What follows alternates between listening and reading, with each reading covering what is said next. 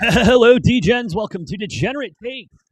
How you doing? I, of course, am the Brofix one, AJ. Happy Friday, March 13th, 2026. Hope you're having a great Friday. Hope you had a great week. I had a pretty good week. I'm not going to lie to y'all. I was sick most of this week, and that's why I've been kind of dormant. But hey, we're back now. We're here, and we got a lot to talk about on this Friday with free agency kicking off this week in the NFL. Lots of big moves. And lots of big moves that almost happened but didn't happen. We'll get to that in a little bit. Not to mention UFC Freedom 250 card announced. We'll get into that, along with a little of everything else. Whatever happened on Tuesday was absolutely batshit crazy. But before I go any further, do just want to take a moment, shout out to everyone here on Rumble, over on YouTube, X, TikTok. Y'all are the best if you like what we're cooking. Please hit those like buttons, hit the follow buttons. Does help out a lot more than you know. But let's not waste any time. I'm going to start with something that hit close to home when it comes to this free agency period and the start of the new league year for the NFL, which is always exciting. You know, it's always exciting. Who's going to go where? Who's going to sign who? It's a clusterfuck, and it's a beautiful clusterfuck so that we can, you know, have some hope going into the new season, have some hope going into the new league year. Unless you're a couple of teams. And one of those teams, I think, is up for debate as the new league year struck midnight, or 4 p.m. Eastern, I should say, on Wednesday. Arizona Cardinals go ahead and release quarterback Kyler Murray. And as of today, Kyler Murray goes ahead and signs one-year contract with the Minnesota Vikings. Cardinals eating up a lot of dead cap with Kyler Murray due to not being a post-June 1 designation and cutting him at the beginning of the new league year. Cardinals start a new journey, and so does Kyler Murray and the Vikings. I do want to start with the Vikings, and then I'll get to the Cardinals aspect of it in a moment. This is an interesting move from the Vikings. This is interesting to me, and it's a move that was talked about for a while and something that was more than likely going to happen when we got to the new league year, when we got to free agency, which, you know, fine. You know, yeah, it was obvious the Cardinals and Kyler weren't gelling. It's obvious the Vikings have an issue with J.J. McCarthy, and 9 might not be the one that they wanted, but they go ahead and bring K1 in. I've watched Kyler for so long, guys. I've watched Kyler Murray for so long. I've watched him for 7 years. 7 years in the NFL. 7 years he wasted the Arizona Cardinals time. 7 years he took money from the Arizona Cardinals without a lick of a playoff win and only one playoff appearance. And again, of course, other issues. We'll get to the Cardinals again in a moment. But my issue with Kyler Murray was never how tall he was. You know what I mean? And as you know, when he first came to the Cardinals, yeah, that was an easy thing to jump onto. Oh, well, he's fucking short. He's not going to be able to see over his own. You know, yeah, that's an easy cop out and an easy thing to do. What's up, bud? But it's more than that. It's more than just Kyler not being able to see over his O line. It's his play style.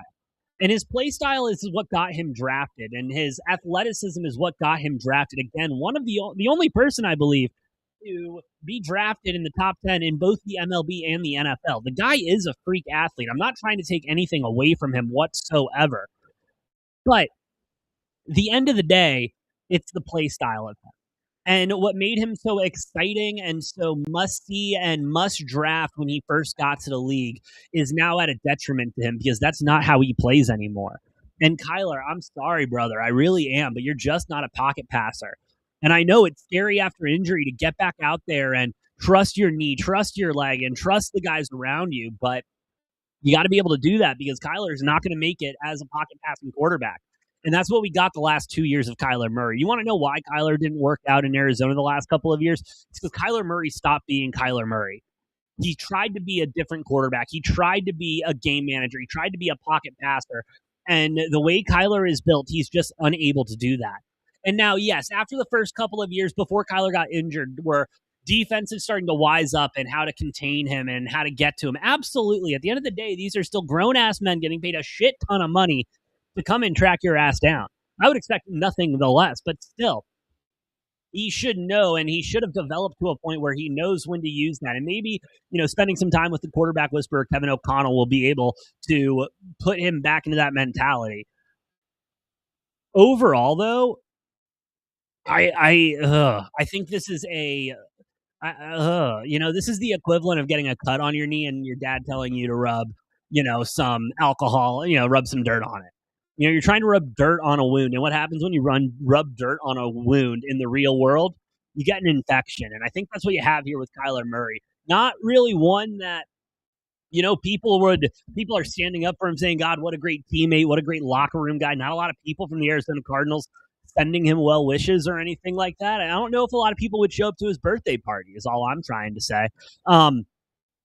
Not to mention that living out here in Arizona, not a guy that was in the community much. You know what I mean? You think of those franchise guys, and granted, Arizona hasn't had a lot, but Luis Gonzalez, Larry Fitzgerald, Randy Johnson now and then. You know what I mean? Like those guys give a lot to the community and do a lot for the community. And Kyler would, but it was all the obligatory stuff, the stuff the team made him do, Cardinals based things. And hey, granted, Kyler wants to keep a low profile. That's on him. That's fine. But still, just not a lot of love lost here. And you go around Arizona Cardinals Twitter, and I mean, yeah, there's Kyler fanboys that are absolutely losing their minds right now that he's not with the team and that he's going to Kevin O'Connell, going to go throw to Justin Jefferson, Jordan Addison, and have a great backfield there, which is fine. But again, the Cardinals have Michael Harrison Jr., Michael Wilson, who turned out to be great. Trey McBride, who was the number one receiving tight end and led the league in receiving for most of the year. Logan, I'll get you in a moment, brother. This is just, it's off. It's not, I don't think it's the team. And the Cardinals, and don't get me wrong, I'm not one to sit here and say, well, the Cardinals did everything right by Kyler. Absolutely not. Cardinals didn't do shit by Kyler, okay? I'll come to Kyler's defense on that. The Cardinals have been an absolute shit show since they moved to Arizona, since they have existed in this fucking league. They got lucky with Kurt Warner and Larry Fitzgerald one year. Yeah, Rasheed Walker, that was a good sign there, Diego. I agree. That's big, yeah. Anyway, it's the Cardinals didn't do him any favors, but he didn't do himself any favors. You know what I mean? And then the contract negotiations come out, the video game clause and everything like that. It's in my opinion, as someone who's watched a lot of Kyler Murray football in the NFL, every single game of Kyler Murray football in the NFL, I don't think it's the team. I think it's Kyler at some point. And again, nothing but the best wishes to Kyler. I hope it works out for him in Minnesota. But Daniel, I agree with you, brother. He's not it. He's really not it, and he hasn't been it. And I again wish him nothing but the best. I think the Vikings made a huge mistake. Now they're going to be left with two quarterbacks they really don't want in J.J. McCarthy and Kyler Murray. And honestly, I'm surprised that a trade request hasn't come out yet from a Justin Jefferson. Cinema Toast Crunch, what's good, brother? I haven't seen you in a minute. I don't know if he's going to be good in Minnesota. I really don't know. I don't think he's going to be. He's gonna. He can do the F it. JJ's down there somewhere, like he did with D Hop. But Air Sports News, what's good, brother? Thank you, man. Hope you're having a good one, brother. And JJ's too young, and he can't request a trade, and he has bad film on tape, so no one's going to trade for him. It's a lost cause. And do I think the Vikings got better from this? No, absolutely not. Absolutely not. In fact, I think they got a little bit worse. Worse for wear. And I'm not there. I'm not there with Kyler. I haven't been there with Kyler since he got into the league. And so I think this is bad overall. But then you might be asking yourself, where do the Arizona Cardinals stand? Huh? You go ahead and get rid of your franchise quarterback guy that you signed to, $100 and some $million deal with a shit ton guaranteed in it. What's your plan at quarterback? Well, we're going to go ahead and sign Gardner Minshew. That's the plan. Jacoby Brissett will go ahead and stay under center as a starter with Gardner Minshew serving as the backup.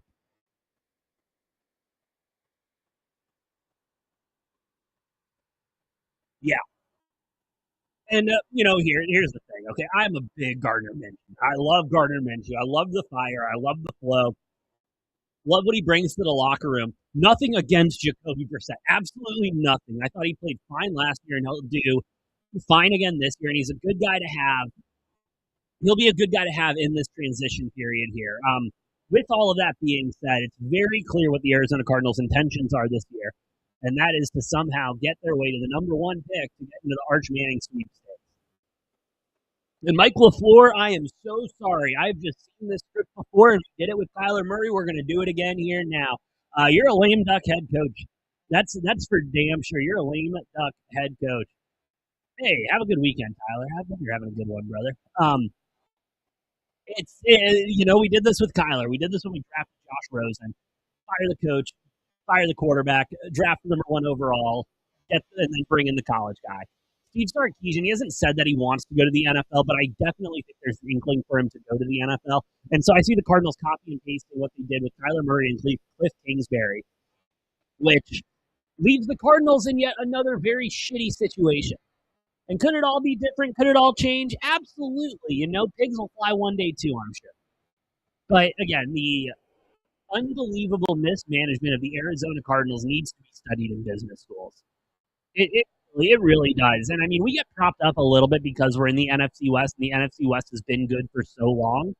But outside of that, I mean, what is there to be excited for about in Arizona? Trey McBride? Cool, we're going to waste another guy's career in his prime, and he's going to request a trade at some point. Tyler Algier. Should I be excited about the Tyler Algier signing? I ain't excited about that. I'm not excited about it. I was not upset with our running back room last year. Excuse me. Sorry, getting over me. It's asinine. It's frustrating beyond hell. And the Arizona Cardinals are just in for another really, really shitty season. Heard it here first. Y'all heard it here. Then let's go ahead and move on. Let's go to the East Coast. Let's go to the East Coast. Let's talk some UFC football because wild stuff this week. Wild stuff from the AFC. Absolutely wild. And I'm talking specifically, of course, about the Baltimore Ravens. And let's go ahead and get to the actual signing, and then we'll get to the fallout. The Ravens go ahead and sign defensive end Trey Hendricks to a 4-year, $112 million deal. This obviously being in place of Max Crosby.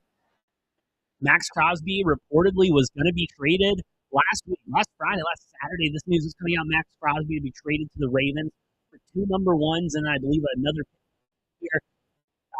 I mean, it was huge. And then poor Joe Burrow going to have to deal with Max Crosby, JJ Watt, McCarthy again, JJ Watt, and Myles Garrett 6 times a year. That is a bummer and a half.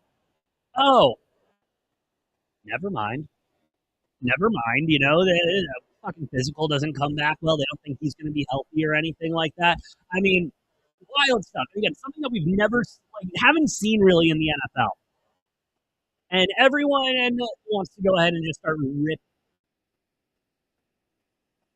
Everybody wants to go ahead and just start ripping on the Ravens. Like, Ravens screwed the Raiders. It's yada, yada, yada. TJ Watt, I am so sorry, Tate. Thank you so much. I'm still getting over. My dog is. I'm trying.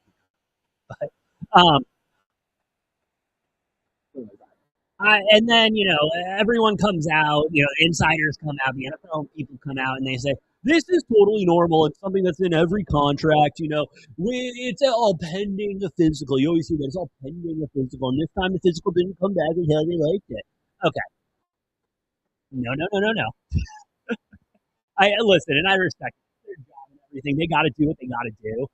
But, Tate, I'm getting to the Packers next. Just hold on for a second. Hold on for a hot second. But the Ravens, it was scummy. It was scummy, and I do believe it was a little bit of buyer's remorse. Like, holy shit, we're shipping the farm for an older defensive end. Yeah, he'll be on the opposite side of Trey Hendrickson, which would have been an unbelievable 1-2 punch on the D line, but still, it's a little expensive for our taste. Let's go ahead and just sign Trey Hendrickson and keep it moving. Great gamesmanship from the Ravens. I'm not knocking them for anything, but was it scummy? Was it a little backhanded? Was it a little play? Yeah, absolutely it was. Absolutely it was. And it was shitty. I think that it's going to make some teams hesitant to trade with them and stuff in the future. Absolutely. Absolutely. They smacked the Raiders in the mouth. Just smacked them. Waiting for the Texans. So, you think that's actually going to happen? I hope it does. Anyway, the Trey Hendrickson shit, wild. Absolutely wild. Max Crosby staying with the Raiders, and honestly, with this squad the Raiders have building out right now, I'm getting hyped, especially with Fernando Mendoza on the back end. Ooh, it's gonna be pretty. It's gonna be pretty. Tate, I got you now. Let's talk about it. Oh wait, no, this is the I tricked you. My bad. Overall with the Packers, though, I'll give you my general thoughts. Overall, the Packers, I'm not. They did what they needed to do. Lost a couple of pieces. The Romeo Dobbs leaving wasn't shocking, but didn't meh. It does meh for me. I still think the Packers are going to be a good team, but little brother to the Bears. Huh? How about that? Not Bears. Rob, what's good, brother? Thoughts on the Bills trades? They got AJ. Did they get AJ Brown? Did that actually go through? Or are you fucking with me?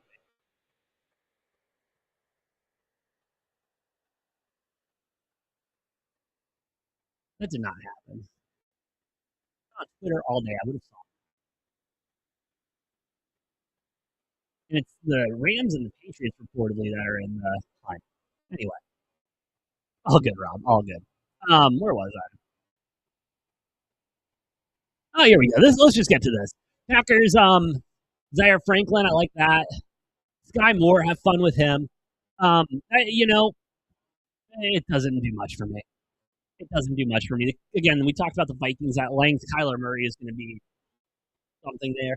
Bears trying to get more confident at defense. I like that. The D line does need a little bit of work, and if they can continue to push there, I mean, I would like the O line to get a little bit healthier too and get a little bit better. But Giants getting Isaiah Likely, following Harbaugh over from the Ravens. I like that move for him. Why is it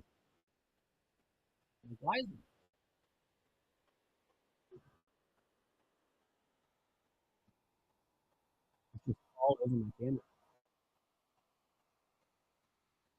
Olaf, you get out of there. Come on, buddy. All right.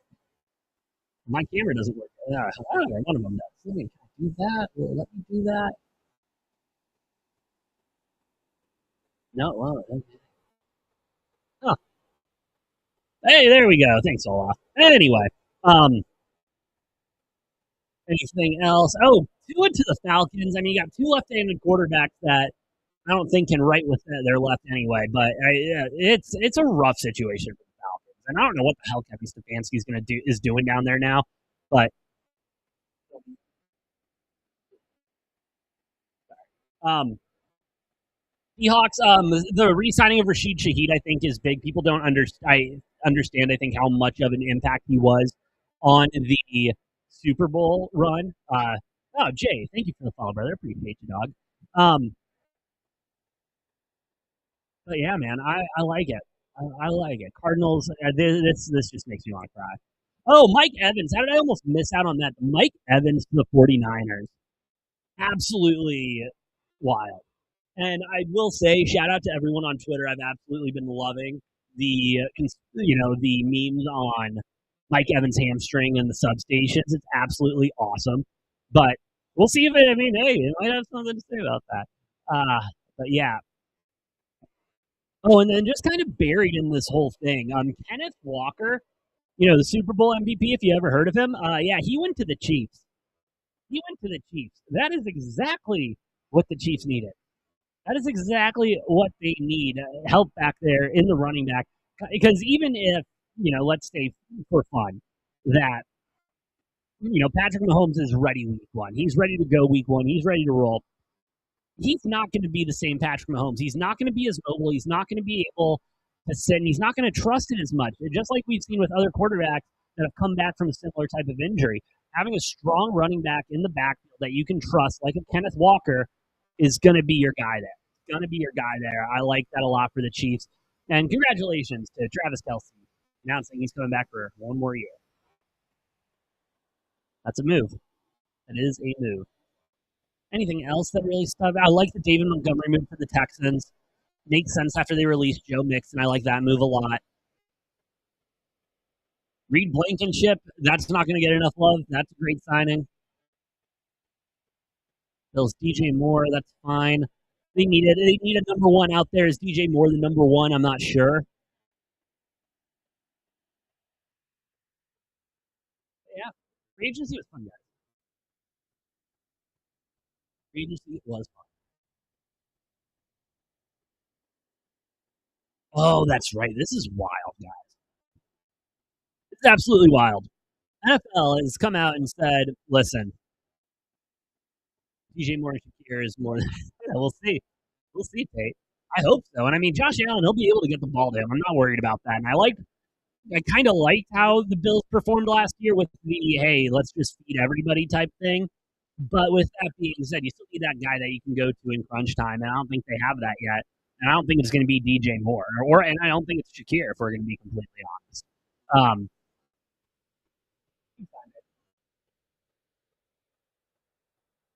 anyway, the NFL has come out and said, listen, we just want to own Thanksgiving.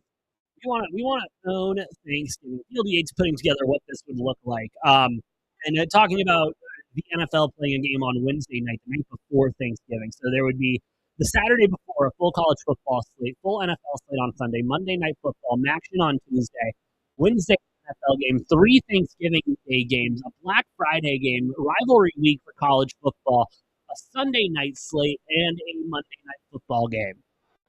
Now, as a football fan, as someone who covers football, I would fucking love this. I would love this. And it was a while back during the COVID time when, I talked about there was a potential, there is a way the NFL, if they really wanted to, could have a game every single night of the week if they really wanted to do that, and how they could switch it up and still get different matchups. There is a way for them to do that. But player safety, player health, and I think part of the thing that the NFL is losing, and I get it, you know what I mean? An NFL game is gone any day of the week. It's going to do the best ratings of any. It doesn't matter what the game is or anything like that. It's going to do great numbers. However, I do think the NFL at some point does run the risk of what the NBA is kind of going through with overexposure.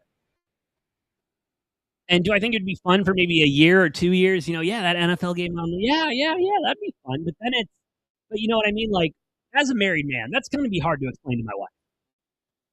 You know what I mean? I already pretty much tell her I'm not free Thursday, Saturday, Sunday, and Monday. And you want me to go ahead and throw more nights of the week in there? Holy shit. Especially with family in the town and everything. No, I think one thing that football does have going for it that's very good is that it's on one day. Or, you have Monday and Thursday, yada, yada. But it's mostly on one day. Most of the teams play on one day.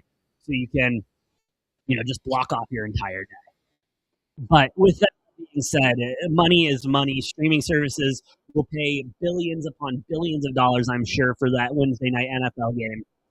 And again, I'm just worried about overexposure with the NFL, and the NFL is still going to be king in America until it's not for whatever reason. But yeah, it's rough. I don't want to talk about that. I don't really want to talk about that yet. Yeah,